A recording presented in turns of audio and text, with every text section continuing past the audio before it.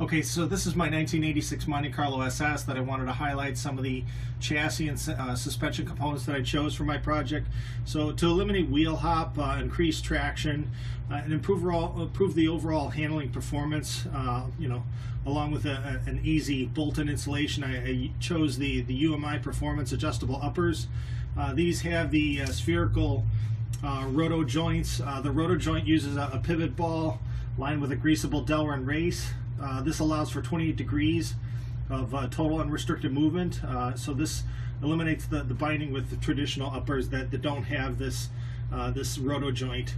The install dowel and race also that lines the spherical ball absorbs shock and NVH, overall NVH for a quiet and smooth operation, which was really important to me since this is a daily driver mostly for me. The other thing when changing out these components, specifically the upper arms, it's important to set the correct pinion angle. And with these, the pinion angle adjustment can very easily be made in the garage or the track simply by loosening the two jam nuts that you see here. Okay, and then for the lowers, I also chose the UMI for the lower control arm. This has a greasable polyurethane bushing on this side, and then the other side, it continuing on the free unbinding motion has the 28-degree dowel and raced roto joint. So same principle in terms of free movement, as well as with the dowel and race in terms of NVH. If you'll notice, this also has the provision for the stock sway bar. I did try to apply the stock sway bar, but there was it was a bit of a struggle, and then after the realization of how hard it would have been to get on, I also started to realize that putting on the stock sway bar would restrict the movement that I've just added with these components. So I'll get into why, also what I used in lieu of not putting the stock sway bar, which would end up basically binding these components. So you see, when you have the stock unboxed lower control arms, you have all kinds of flex and movement that essentially wouldn't be affected when trying to tie them together with the stock sway bar. However, now that I have these strong UMI lower control arms that rotate, that flex is no longer an issue, and that's why I went with the Hellwig chassis mount sway bar.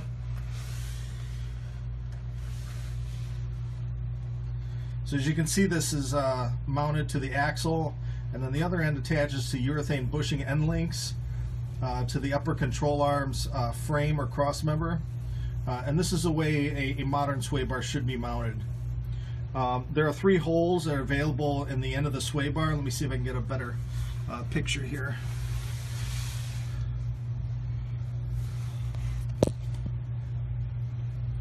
Okay, so that's the end link there, mounted to the cross member. Then as you can see, I've got 3 adjustments in the sway bar.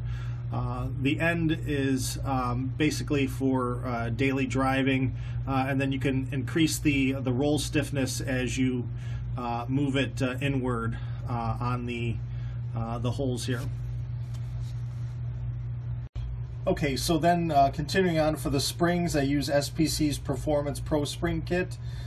These are a match set of 4.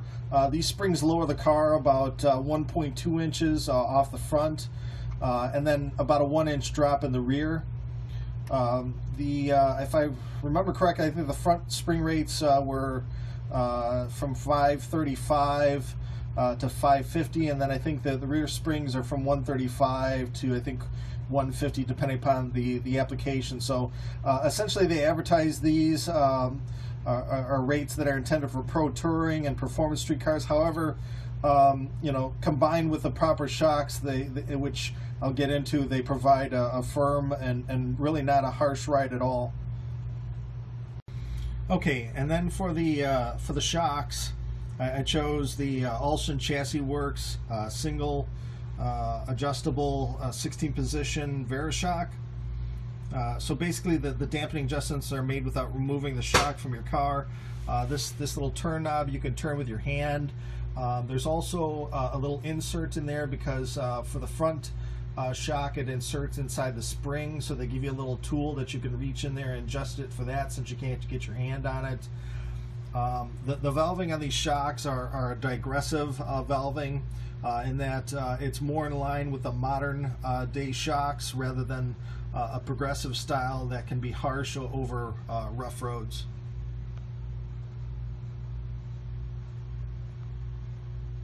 Okay, and then for the rear brakes, I chose the Bear Iron Sport rear disc brake package for a 9-inch rear.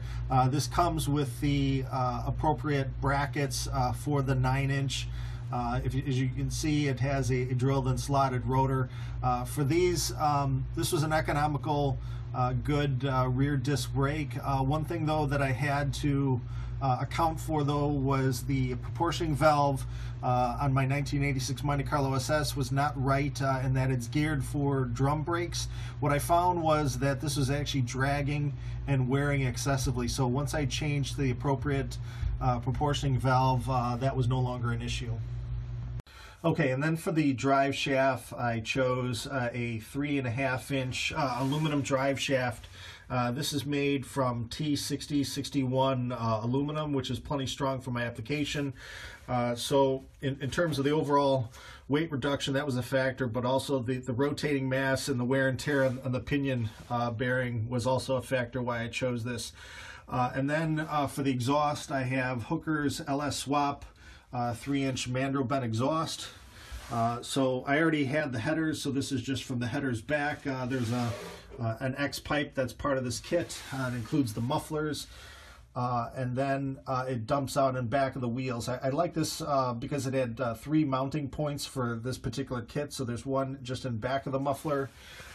Then there's another mount that's just in back of the shock, and then as I mentioned, this kit actually dumps out just in back of the wheels. The third mount is actually for the optional kit, which are the tails for the SS application. So there's your last mount also with a rubber isolator. And then as you see, I also replaced all the body bushings on this. I won't go through the entire car, but I did replace all of the failing stock rubber bushings with the prothane urethane body bushings. Okay, for the rear end, I chose the Curry Track 9 rear end with the LPW Ultimate 9 rear cover. This is a bolt-in 9-inch rear end that is the stock width for my 1986 Monte Carlo SS. It has their 9+ heavy-duty center section with 31 spline axles. I chose the True Track Posi. It has the Johnny joints, which I'll get into a little bit. 350 to 1 gears, 1350 yoke. And they're large tapered bearings. I liked it because the standard 9 rears are based off of a truck design in that they were built to carry heavy loads. This is an all-new design that includes heavy-duty housing and tubes that incorporate their heavy-duty tapered bearings for those that want more than just straight-line performance.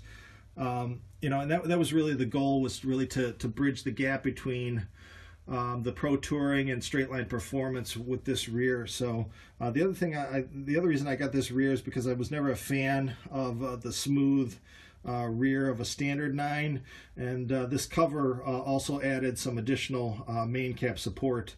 In terms of the Johnny joints, so this continues on the theme of the bind-free operation with their Delrin raced spherical ends, and this also allows for 28 degrees of free movement.